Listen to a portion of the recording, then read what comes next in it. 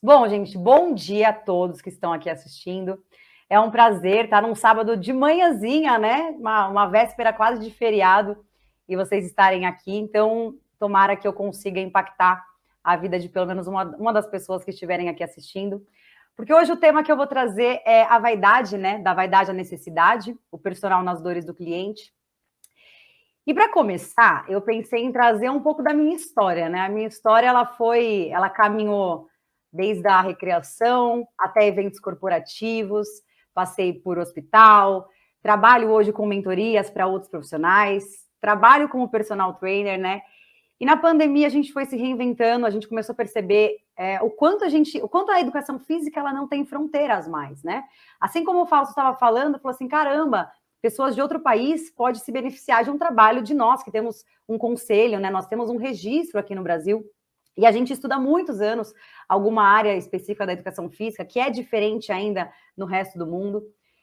Então, perceba que a trajetória na educação física ela é uma coisa muito bonita, né? A gente tem uma área privilegiada, onde a gente pode vivenciar diversos nichos. E essa foi a minha trajetória. Eu achei que eu ia ficar lá atrás na recreação, comecei em recreação em hotéis. Amei demais fazer isso, mas percebi, eu sempre brinco que eu tenho incômodos, né? Eu percebi que eu precisava de mais. Eu precisava de alguma coisa que eu chegasse no final do dia, brilhasse meus olhos e falasse: caramba, eu ajudei alguém. E aí que surgiu essa necessidade desse tema, né? Nós, profissionais de educação física, a gente precisa entender que nós temos uma diversidade de áreas para a gente poder atuar. Eu, na minha história, comecei lá na recreação e cheguei onde eu estou hoje, né, trabalhando com dor. Então, hoje eu sou especialista em dor, trabalho voltado para isso, né, dores musculoesqueléticas.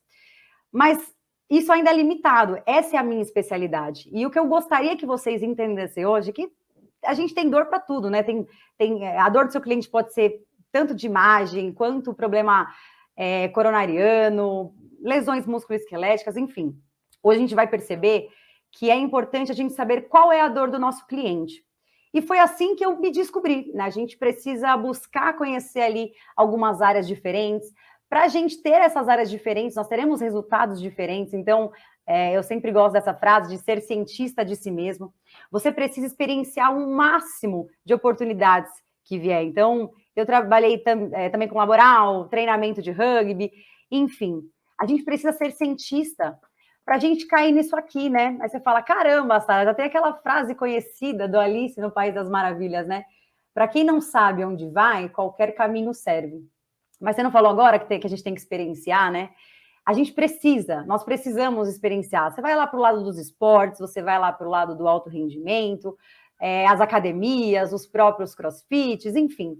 Você precisa experienciar o máximo de oportunidades para você entender de fato o que no final do dia te faz brilhar o olho, né? Eu sempre brinco, eu falo, o que você cansado o dia inteiro? Gente, cansado. Sabe quando você chega em casa, trabalhou 12 horas muitas vezes seguida, e aí você deita a sua cabeça no travesseiro e você fala, legal, é isso que eu quero fazer, porque eu estou feliz. O que eu melhorei na vida daquela pessoa, né? Então é buscar justamente esse propósito, porque aí sim fica fácil, né? Aquele labirinto de oportunidades, a gente começa a falar, eu não gostei muito disso, eu não achei um pouco a minha cara, e foi assim que aconteceu comigo.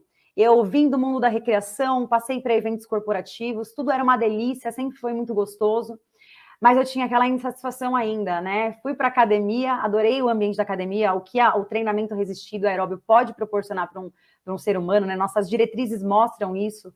E eu poder melhorar a vida dessas pessoas, eu falei, caramba, eu me achei, é aqui que eu quero estar.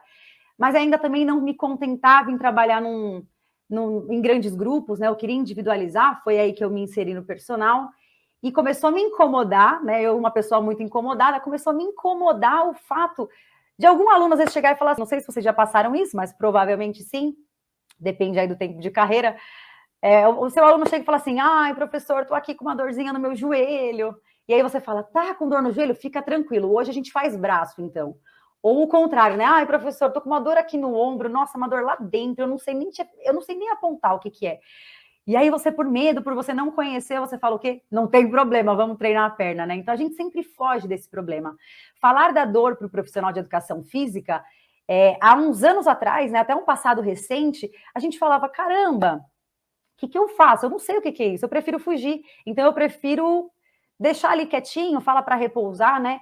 E a partir ali de 2017, nossas novas diretrizes falavam assim, gente, evita o repouso. O seu cliente está com dor, saiba avaliar a dor, e aí você implanta o melhor treinamento para ele naquele sistema, naquele momento. E aí?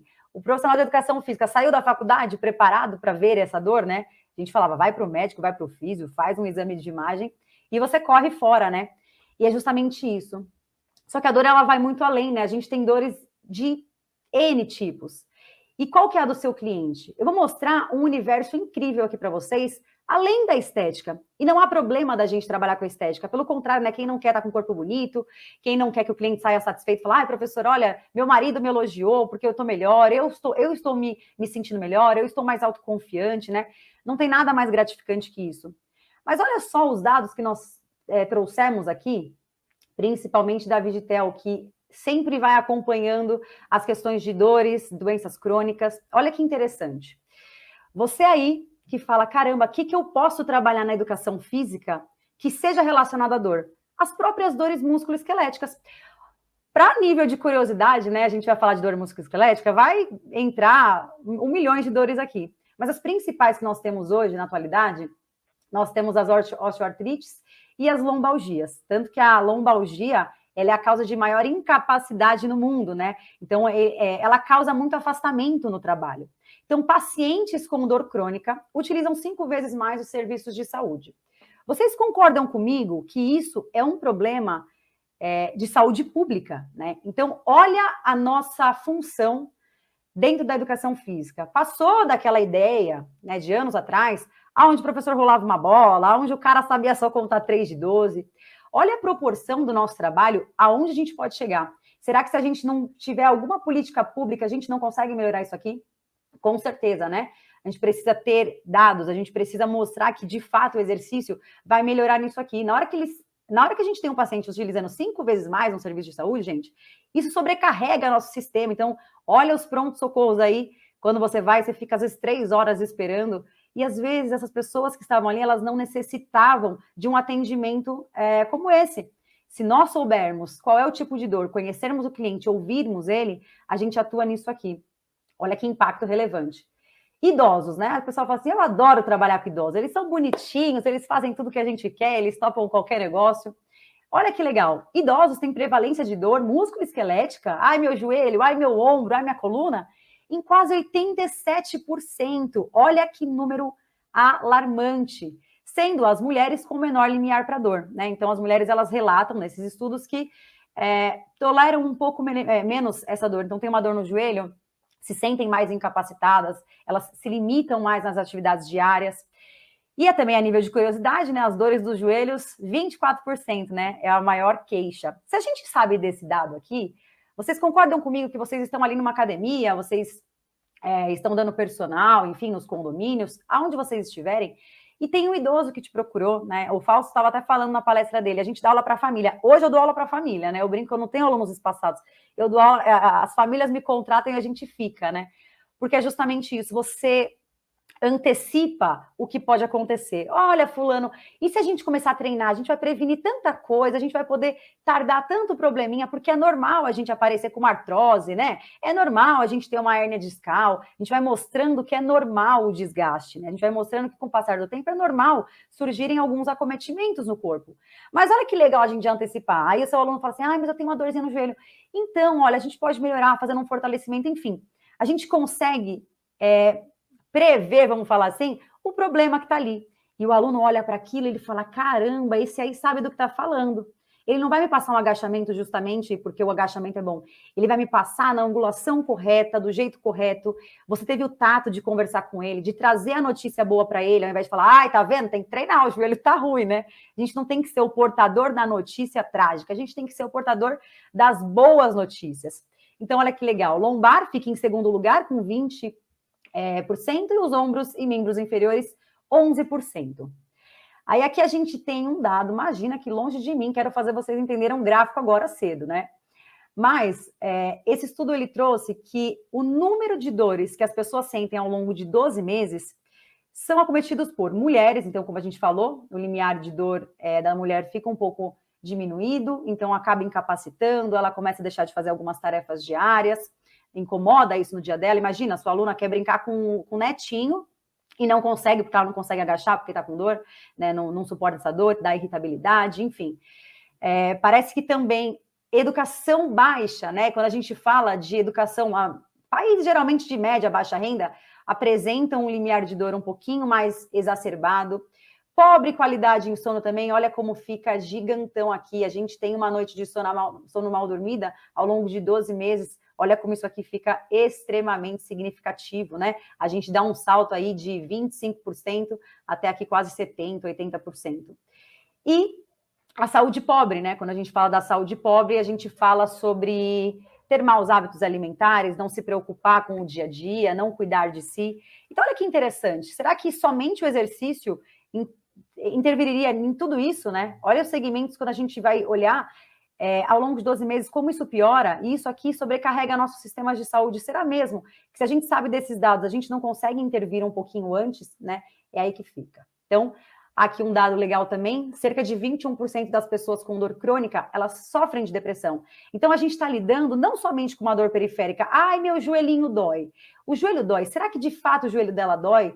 Ou que ela já tem um processo instalado lá no sistema nervoso central, a parte psíquica dela não está legal, e isso não é mais lesão tecidual periférica, isso é alteração lá em sistema nervoso central. Isso tem uma relação de interdependência que nós falamos. Ou seja, a maior parte das dores do seu cliente, quando a gente fala de dores musculoesqueléticas, não está atrelada muitas vezes na doença em si. Ou seja, eu tenho uma hérnia discal, né? O aluno chega lá com um monte de exame e fala, eu tenho uma hérnia discal.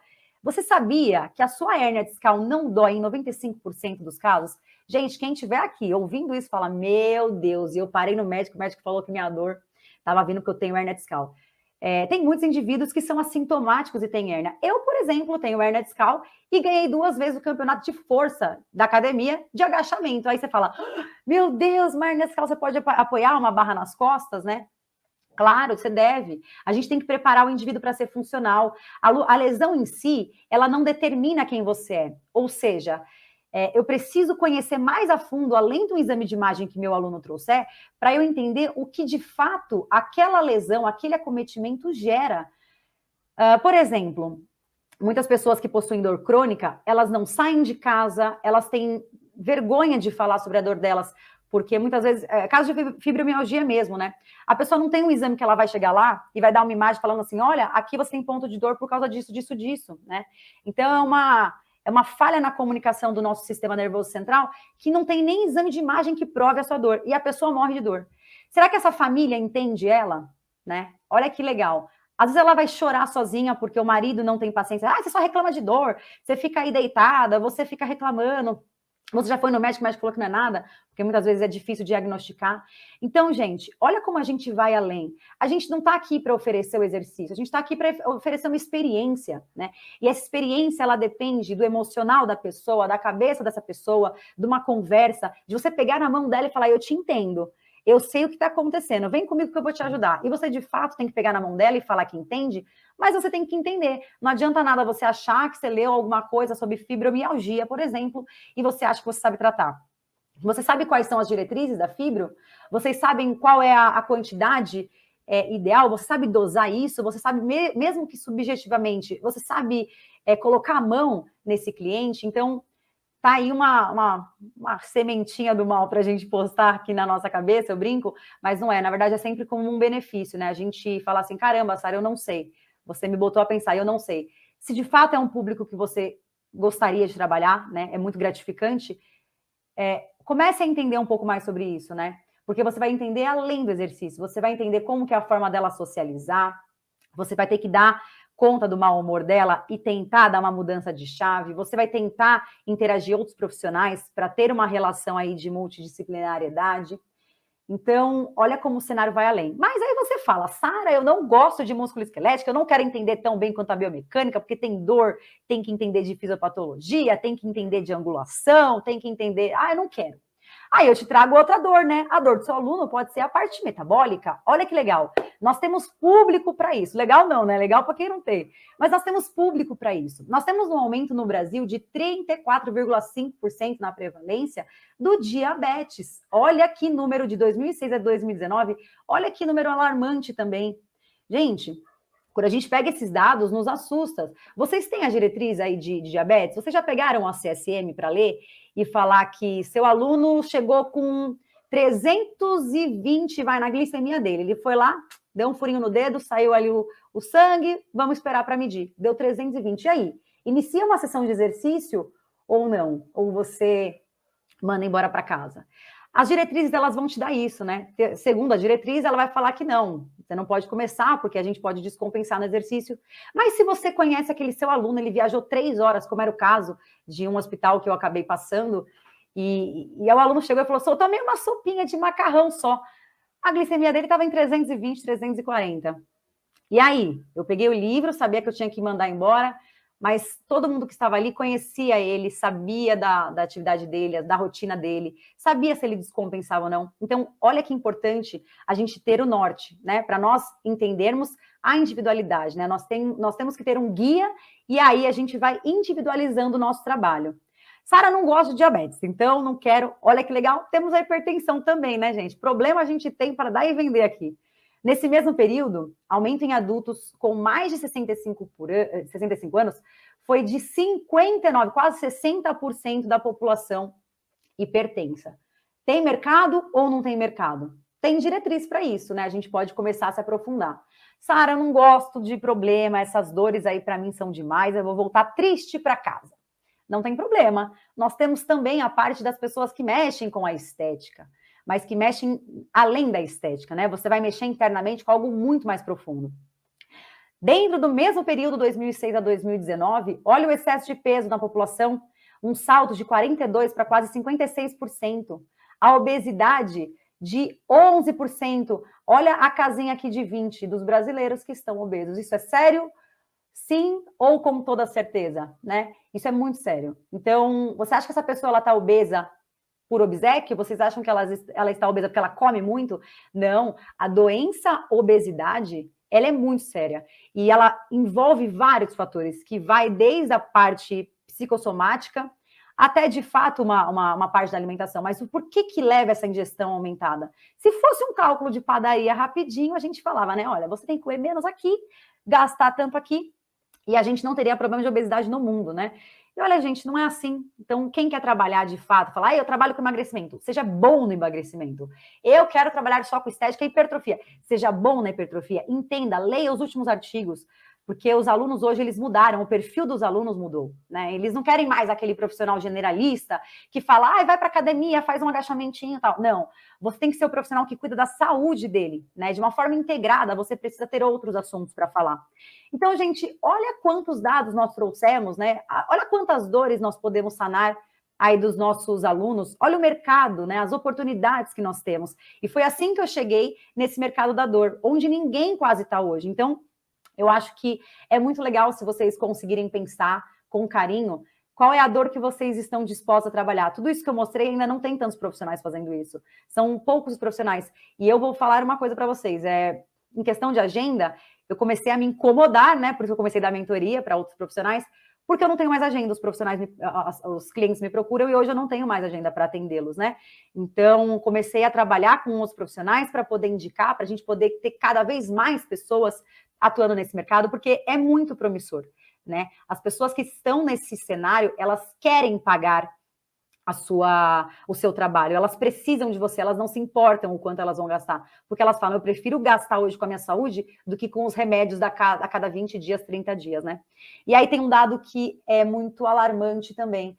Esse estudo de 2018 mostrou que 9, quase 13% dos profissionais têm conhecimentos pequenos ainda das diretrizes, né, de prescrição. Então, por exemplo, você vai trabalhar com um idoso, o idoso tem uma hipertensão, diabetes, ele sofre com alguma doença ou acometimento osteomuscular, e aí?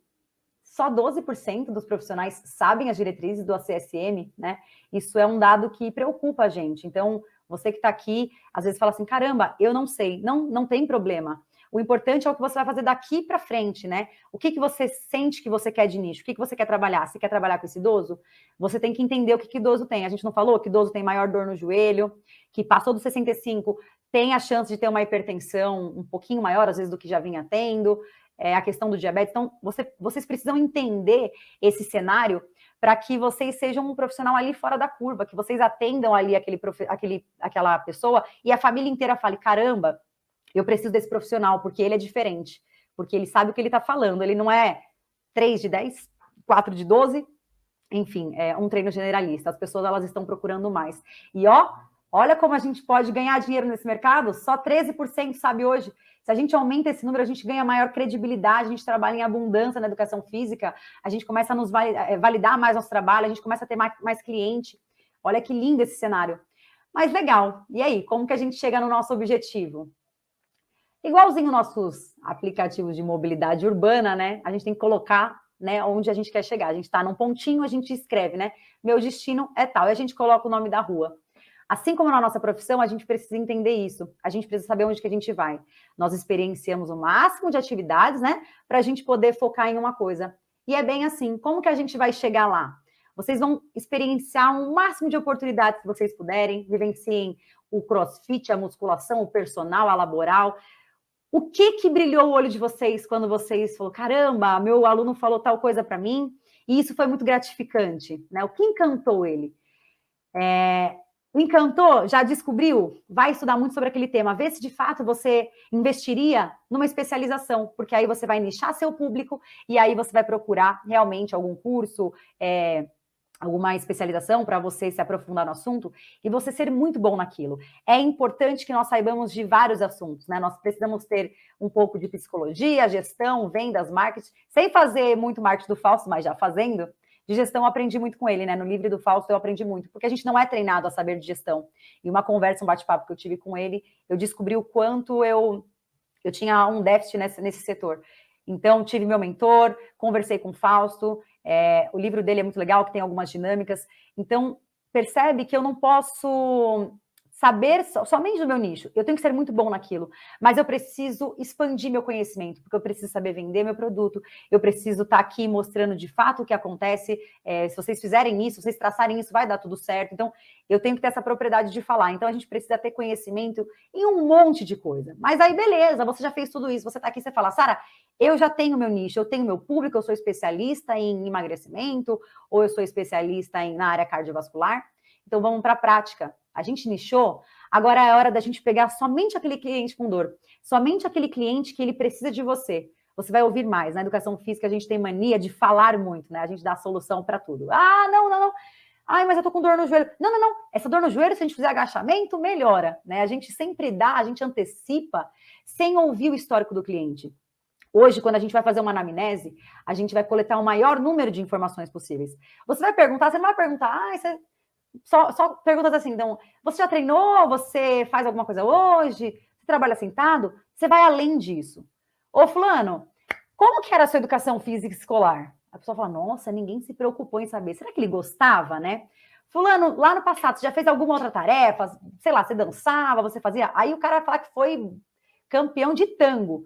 Anota que ele foi campeão de tango, que você vai usar essa informação lá na frente. Então, a gente vai ter que ser um pouquinho mais humano ao fazer a nossa anamnese. Vai parar de fazer avaliação além de, aqui seu bíceps está com 3,5 de percentual de gordura.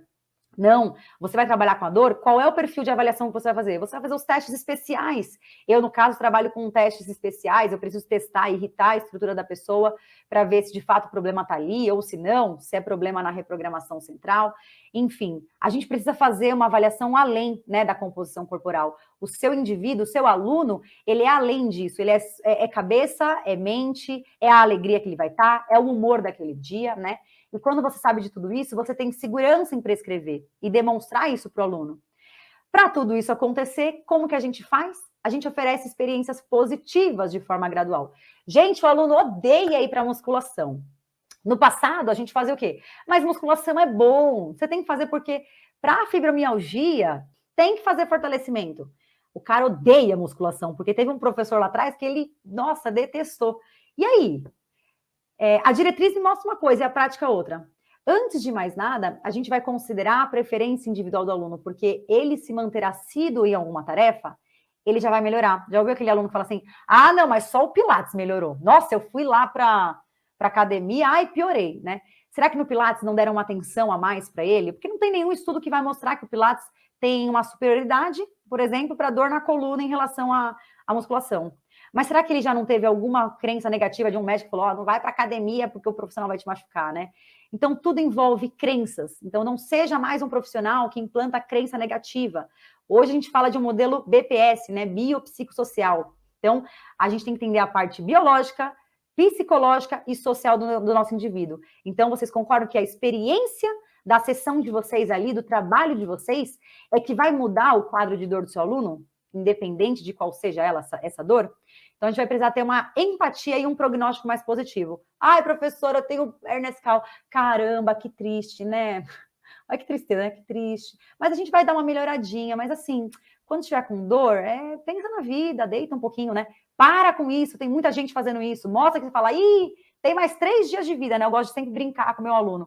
Então, traga informações positivas, brinque com a situação dele dentro do perfil psicológico que ele tiver, né? Se você tiver essa liberdade, mostra que tá tudo bem, né? Que quanto mais o tempo passa, mais coisinhas vão aparecer. E que bom! Mostre que você é um facilitador desse processo, não uma muleta. Que quando ele estiver longe de você, vai estar tudo bem, tá? Então, você vai falar assim, não vai pra academia sem mim, não.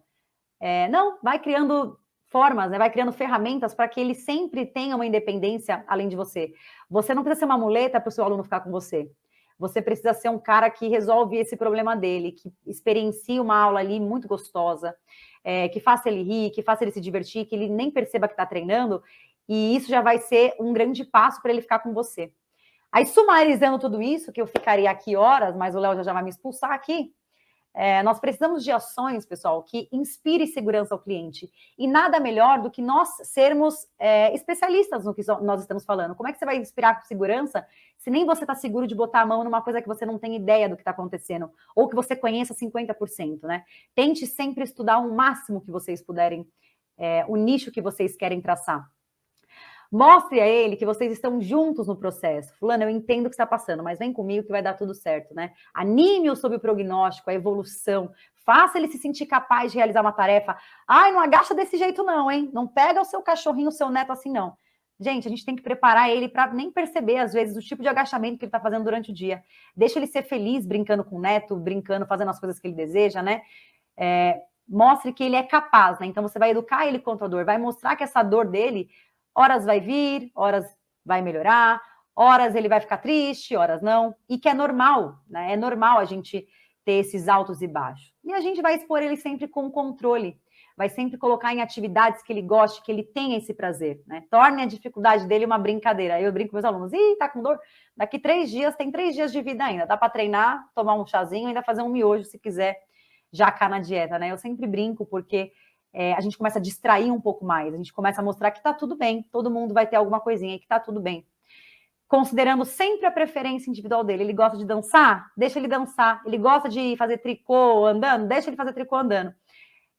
Depois que ele tomar confiança em você, aí você vai orientando as tarefas de fato que ele precisa, que você fala, isso aqui vai ser legal a gente fazer um pouquinho mais agora, ele vai confiar em você.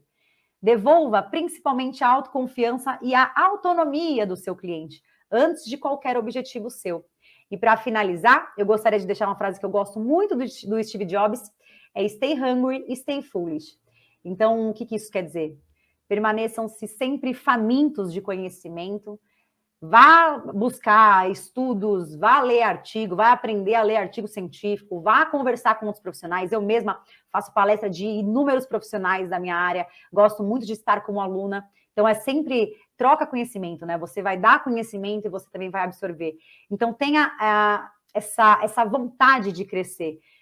O que era de 2 anos atrás, né, de diretriz, muda. Depois de 2 anos, acaba mudando uma coisa e outra. Se atualize no nicho que você quer, né? Para você sempre conseguir atingir o máximo da expectativa da dor do seu cliente. E o mais importante de tudo é se mantenham tolos, né? Ele fala se mantenham tolos. Como assim? Se mantenham humildes o suficiente para mudar a conduta, para perceber que onde vocês estão hoje vocês estão satisfeitos? Saiam daqui pensando, hoje vocês estão satisfeitos 100% de onde vocês estão?